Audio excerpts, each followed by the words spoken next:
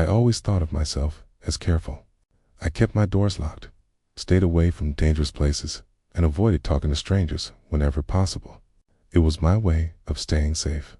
But one night changed everything. Hey, and I owe my life to a man whose name I still don't even know. It was a rainy Thursday night. The kind of rain that makes everything look blurry and eerie. I had stayed late at work to finish an important project my boss needed the next morning. By the time I left the office, most of the city had gone quiet. When I reached the bus stop, it was completely empty. No people, no cars, just the sound of rain splashing on the ground. The streetlights flickered faintly, casting strange shadows on the road. I pulled my jacket tighter and checked my phone. The bus was running late. 10 minutes passed.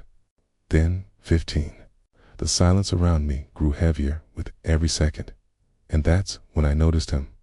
A man was standing under the streetlight a few feet away. At first, I didn't think much of it. Maybe he was waiting for the bus too. But there was something strange about him. He wasn't using his phone, wasn't looking around, wasn't moving. He was just staring. My stomach tightened. I told myself not to panic. Maybe he was harmless. But then he took a step toward me, and then another. I instinctively stepped back. "Cold night, isn't it?" he said. His voice was calm, almost too calm.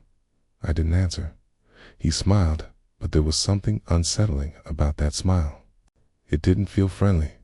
It felt like he was enjoying my fear. "You live nearby?" he asked casually, as if we were having a normal conversation.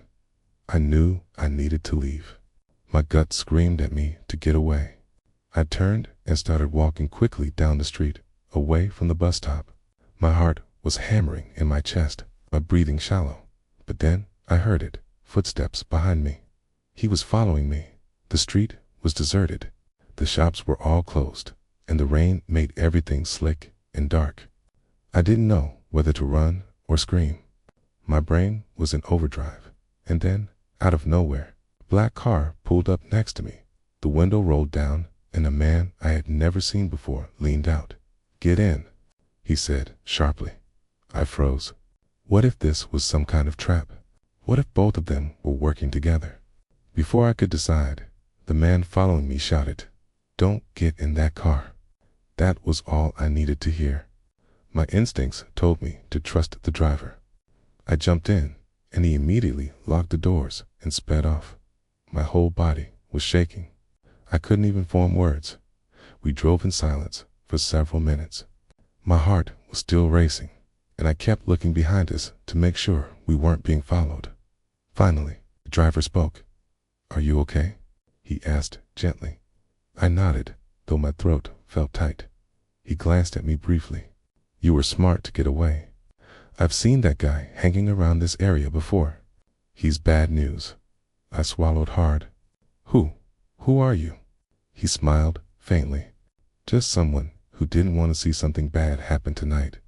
He drove me all the way to my apartment complex, waited until I got inside safely, and then drove away without giving me his name. I never saw him again, but that night changed me. I still think about it every time I walk home alone. Sometimes I imagine what would have happened if that stranger hadn't been there. I might not be here telling this story today, and sometimes, late at night, I wonder if he still drives through that neighborhood, quietly watching over people like me. After that night, I couldn't stop thinking about the man who saved me. I never got his name, never saw his face clearly in the dark. And yet, he had risked something for me. Days turned into weeks, but the memory of that night didn't fade. If anything, it grew sharper. One evening, while coming home from work, I noticed something strange. There was a black car parked across the street from my apartment building. The same color, the same shape as the one from that night. At first, I brushed it off as a coincidence, but then I saw it again and again. Always parked in different spots, never too close, but always just close enough that I could see it. My friends told me I was being paranoid, that maybe I'd just noticed black cars more because of what happened. But deep down, I knew it wasn't just any car. One night, I decided to test it. I left my apartment at a random time, well past midnight, pretending to take out the trash. The car was there. I tried to act casual as I walked past it. For a moment, nothing happened. Then, just as I was about to turn back inside, the engine started. The car slowly drove away. My heart was racing. Was he following me or protecting me? The next few days, strange things started happening. One morning, found a note slipped under my apartment door. Be careful. He's still out there. No name, no explanation, just those 7 words. I felt a chill run down my spine. Who was he? Was it the man from that night? Was someone watching me to keep me safe or to scare me? I decided I had to know the truth. The following weekend, I stayed near my window with the lights off, watching the street. Hours passed. Then, just past midnight, the car appeared again. I grabbed my phone, my keys. In my courage, I went outside. My legs were shaking as I walked straight toward the car. The window rolled down slowly, and there he was, the stranger who saved me. He didn't look surprised to see me. You shouldn't be out here this late, he said calmly. Why are you watching me? I demanded. There was a pause. Then he said something I'll never forget. Because the man who followed you that night hasn't stopped looking for you. My breath caught in my throat. He's been hanging around your bus stop, around your street. He's dangerous. You don't know how close you've been to running into him again. Why? I asked, my voice shaking. Why are you doing this for me? Who are you? He didn't answer right away. Then he handed me something, a small photograph, old and worn. It was of a young woman. She looked exactly like me. That's my sister, he said quietly. She went missing 5 years ago. The man who followed you that night, I'm sure he's the same one who took her. My entire body froze. And then he added, I couldn't save her, but I can save you. Before I could say anything else, he drove away, leaving me standing there under the streetlight with the photograph in my hand. That night, I realized this wasn't over. If anything, it was just beginning. After the night he handed me that photograph, I couldn't sleep. I kept staring at the picture of his sister. Her face looked hauntingly familiar, like I had seen her somewhere before in a dream, maybe, or a reflection. The next day, I found myself at the bus stop, watching every passing car, every shadow, every stranger who walked too close. The fear hadn't gone away, but now there was something else with it. Anger. I wasn't just scared anymore. I wanted answers. That night, I left a note on the windshield of the black car that kept showing up outside my building. I want to help. Find me. The following evening, there was a knock on my door. When I opened it, the stranger was there. You really shouldn't be getting involved in this, he said, his tone serious.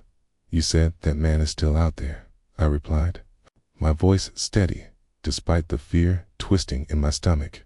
If he's dangerous, I need to know. I can't live like this, always waiting for something to happen. He hesitated. Then he nodded. Double quotes, fine. But if we do this, we do it my way. We sat at my kitchen table, and he laid out what he knew. The man who followed me, his name was Darren Cole. He had a history of stalking women, but had never been caught doing anything that could put him in prison. Always just enough to make people scared, but never enough for the police to act.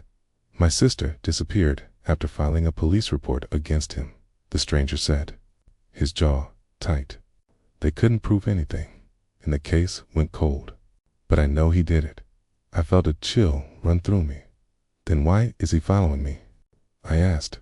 Because you look just like her, he replied quietly, almost like a mirror image. That night, he made a plan.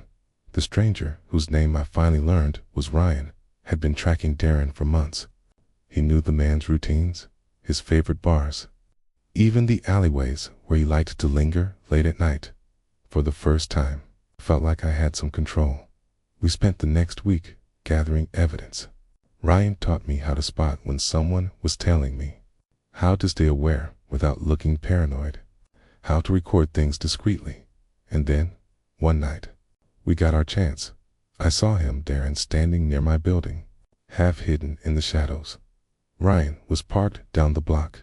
He called me and said, "Stay where you are. I'm coming." But I didn't stay.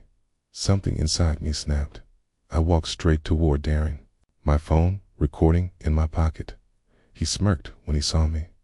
"Didn't expect to see you out here," he said casually, as if we were just neighbors bumping into each other. "Why are you following me?" I demanded. He tilted his head, almost amused. "You remind me of someone," he said, his smile widening. Before I could respond, Ryan appeared out of nowhere and shoved Darren back against the wall. "Stay away from her," Ryan shouted, his voice shaking with anger. For a moment, everything felt like it was happening in slow motion. Darren didn't fight back. He just laughed. "You really think you can save her?" Darren sneered. "Just like you saved your sister." Ryan froze. "What did you just say?" he asked, his voice low and dangerous. Darren leaned forward, whispering something that made Ryan's face go pale. And then Darren walked away. Just like that. Ryan didn't stop him when I asked what Darren said. Ryan wouldn't tell me. That night, Ryan disappeared. His car was gone. His number was disconnected. And it was like he had never been there at all. But the picture of his sister was still on my table, and on the back of it, written in tiny handwriting, were 3 words: "Don't trust me." I stared at it for a long time, my heart pounding, because now I had a new fear. Maybe Ryan wasn't just protecting me. Maybe he was hiding something much darker.